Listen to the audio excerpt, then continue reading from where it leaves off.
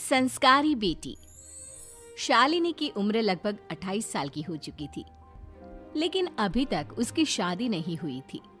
शालिनी के mummy papa सरला और महेश जी ने कभी उसकी शादी के लिए कुछ ज्यादा कोशिश भी नहीं की। शाली मन ही मन चाहती थी कि दूसरी सहेलियों की तरह उसका भी घर बस जाए, लेकिन वो अपने मम्मी पापा से ये बात कहती भी तो कैसे कहती। माँ जानती है, मेरी सहेली है ना शीतल, उससे बेटी हुई है, बड़ी प्यारी बच्ची है उसकी। अरे ये तो बहुत अच्छी बात है। उसकी शादी भी तो 4 साल पहले हो गई थी ना। अब क्या करें बेटा, चाहते हैं तो हम भी यही है कि तुम्हारी शादी हो जाए, लेकिन कोई अच्छा लड़का मिलता ही नहीं। कोई बात नहीं मम्मी पापा, मैं जानती हूँ आप मेरे लिए बहुत अच्छा रिश्ता ढूंढना चाहते हैं। अभी मेरी इतनी उम्र भी तो नहीं हुई है। अच्छा शालिनी बेटा, क्या है ना, मेरे पास नई साड़ी नहीं है और मुझे किटी पार्टी में जाना था, तो इस महीने तेरी तनख्वाह आ जाए तो एक नई साड़ी दिलवा देना बेटा।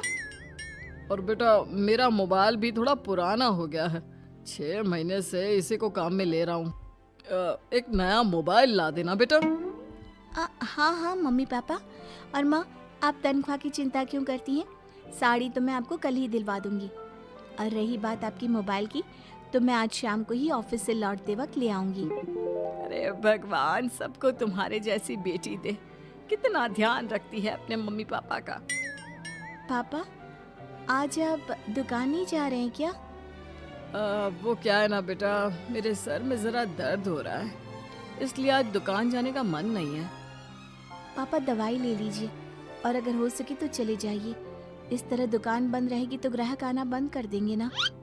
अरे बेटा, तेरे पापा की अब उम्र हो चली है और तू है ना हमारी कमाऊ बेटी, इतनी अच्छी नौकरी करती है, हमारा ख्याल रखती है, तेरे पापा को चिंता करने की क्या जरूरत भला है?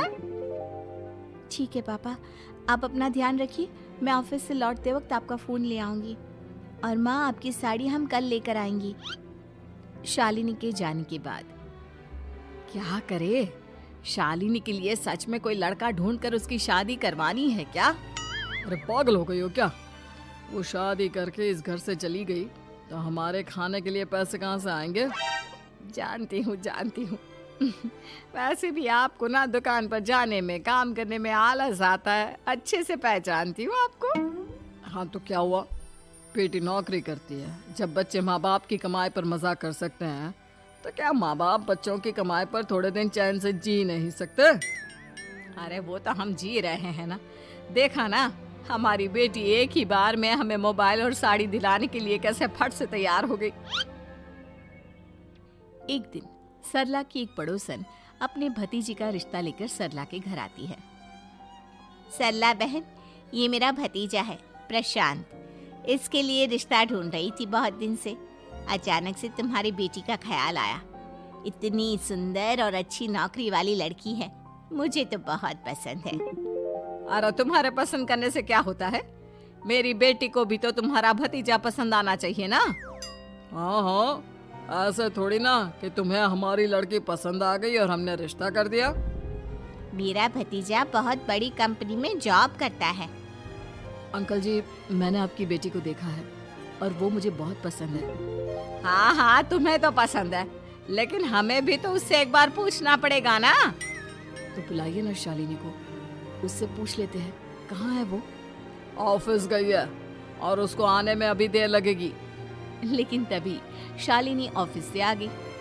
ये लीजिए, शालिनी भी आ गई। अब आमने सामने ही बात कर लेते हैं।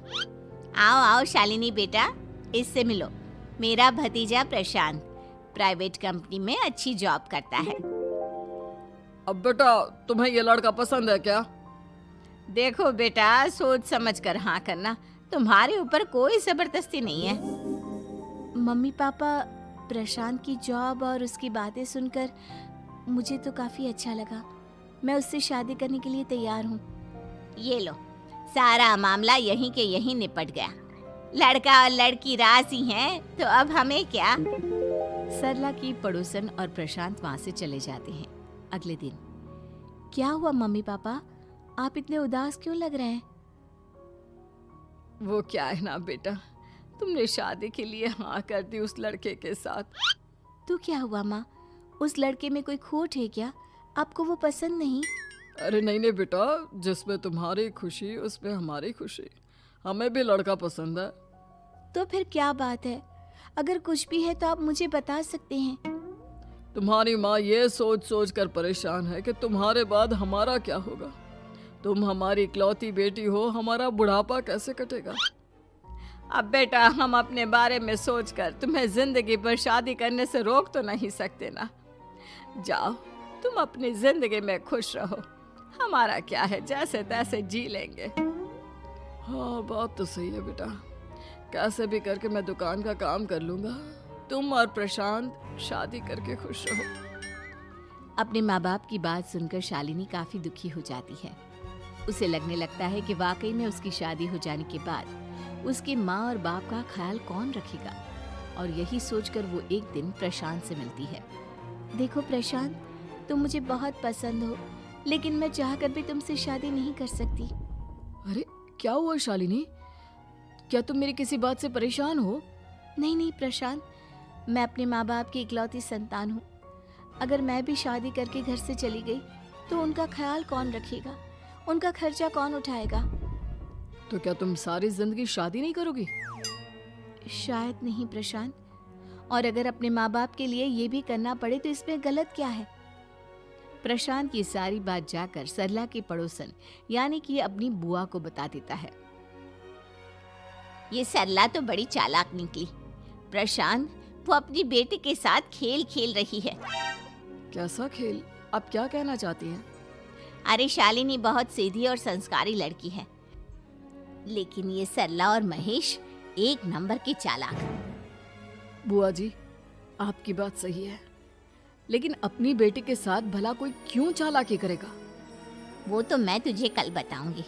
तो कल सुबह मेरे साथ शालिनी के घर चलना। और फिर अगले दिन। क्या हुआ सरला बहन, तुम्हारी बेटी ने तो शादी के लिए मना कर दिया। अब पता नहीं बहन जी क्यों मना कर दिया।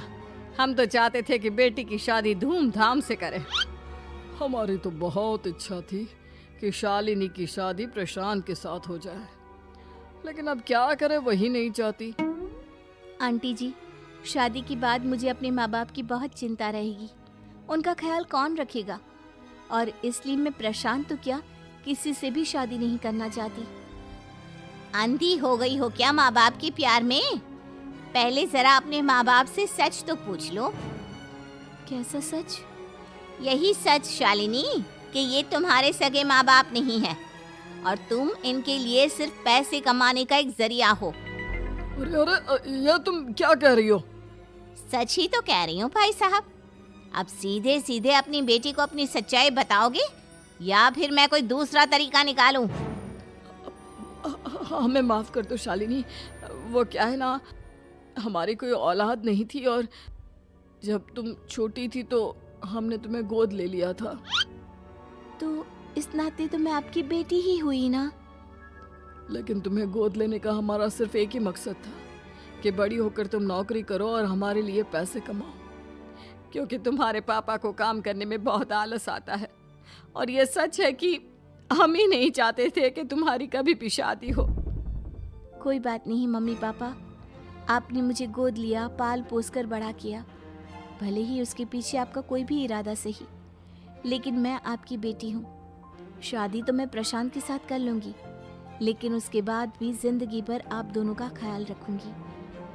शालिनी की बातें सुनकर सरला और महेश को अपनी गलती का एहसास होता है और वो उससे माफी मांगते हैं।